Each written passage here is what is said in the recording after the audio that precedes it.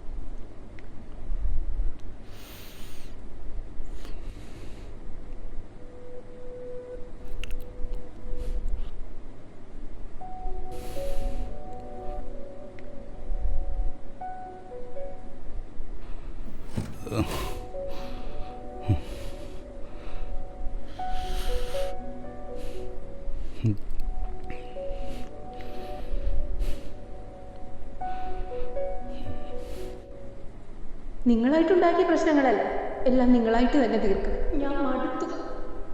ഈ വീട്ടിൽ നിന്നും ഇനി ഇറങ്ങിക്കൊടുക്കണം. എൻ്റെ മക്കളെ കൊണ്ട് തെരുവിലിറങ്ങാൻ എനിക്ക് പറ്റില്ല.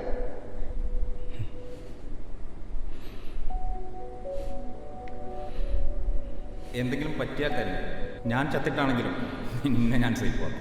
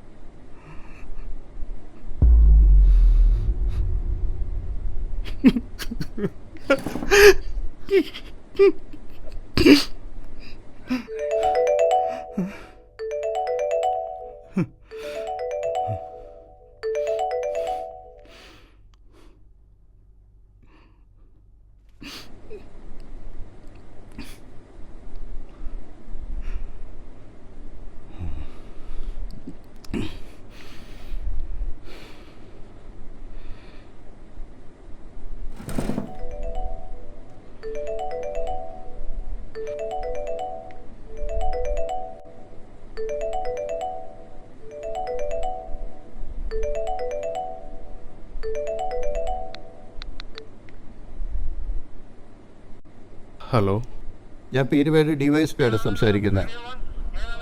എന്താ സാറേ? സുധീഷ് എന്ന് പറയുന്ന ഒരാളെ അറിയോ? ഒരു സുധീഷ് മണിപ്പുരക്കൽ. എൻ്റെ ഫ്രണ്ടാണ് സാറേ. ഓ, നിങ്ങളെവിടെ സ്ഥലം? കോഴിക്കോടാ. ഇന്ന് രാവിലെ ഇവിടെ കുട്ടിക്കാനത്തിനടുത്തൊരു കാർ ആക്സിഡൻ്റ് ഉണ്ടായി. കാർ ഓടിച്ചിരുന്നത് സുധീഷായിരുന്നു. വണ്ടിക്കകത്തുനിന്ന് കിട്ടിയ ഫയലിനകത്തുനിന്നാണ് നിങ്ങളുടെ ഡീറ്റെയിൽസ് കൊടുത്തത്. അവനെന്താ പറ്റി? അവനെന്ത് പറ്റി സാറേ? ഇയാളുടെ ഇൻഷുറൻസിൻ്റെ പേപ്പറിലൊക്കെ നിങ്ങളാണല്ലോ നോമിനി. അതെന്താ അങ്ങനെ? നിങ്ങൾ തമ്മിൽ എന്താ ബന്ധം?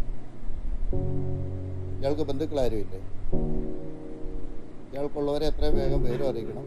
നാളെ നിങ്ങളും അവരെ കൂട്ടിയിട്ട് രാവിലെ പീരുമേട് ജില്ലാ ഹോസ്പിറ്റലിൽ വരണം. ഒന്ന് ബോഡി കളക്ട് ചെയ്യണം.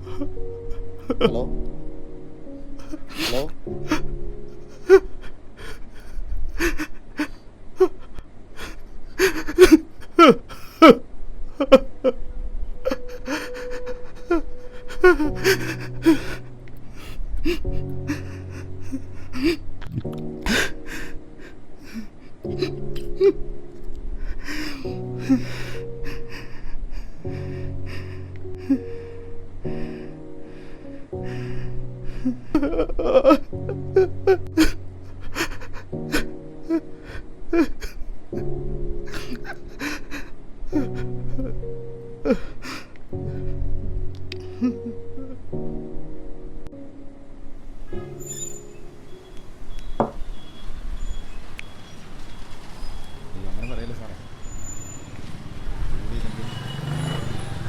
ഛെ. എന്തോടെ വല്ലതും നടക്കുമോ? എവിടെ നടപ്പില്ല.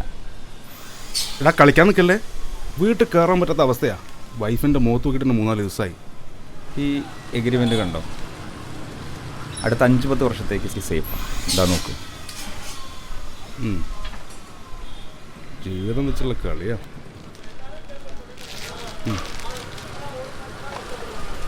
ഇതെങ്കിലും ഒന്ന് ശരിയാ മതിയായിരുന്നു. നിനക്കറിയാലോടാ, വീടും പറമ്പും മാത്രമല്ലടാ, ഭാര്യയുടെയും മക്കളുടെയും സ്വർണ്ണം വരെ വിറ്റിട്ടാടാ ഞാൻ ഈ പണിക്കിറങ്ങിയത്. എടാ എനിക്കറിയാലോ ഇപ്രാവശ്യം സേഫാ. അങ്ങനെ എന്തെങ്കിലും പറ്റിയാൽ ഞാനൊരു ഇൻഷുറൻസ് ചേർന്നിട്ടുണ്ട്. അതുകൊണ്ട് എന്തെങ്കിലും പറ്റിയാൽ തന്നെ ഞാൻ ചത്തിട്ടാണെങ്കിലും പിന്നെ ഞാൻ സേഫാക്കും. എന്നാ പിടിച്ചോ, തൽക്കാലം ചായയുടെ പൈസ കൊടുക്കും. എടാ ഈ ടെൻഷൻ ഇടയ്ക്ക് ഒരു ചായ കുടിക്കാൻ നീ സമ്മതിക്കുമല്ലോ? നീ ഇങ്ങനെ തന്നെ. എടാ ചെറുപ്പം മുതൽ ശീലമല്ലേ, അത്ര പെട്ടെന്ന് അങ്ങോട്ട് മാറ്റാൻ പറ്റുമോ? നമുക്ക് സൂപ്പർ മാർക്കറ്റ് വരുന്നു പോവാം. എടാ ഈ പ്രശ്നങ്ങളൊക്കെ മാറിയിട്ട് വേണം നമുക്കൊരു പോക്ക് പോവാം. പണ്ടത്തെ പോലെ അടിച്ചു പോയിട്ട് എല്ലാം തീർന്നിട്ട് പോയത് തന്നെ.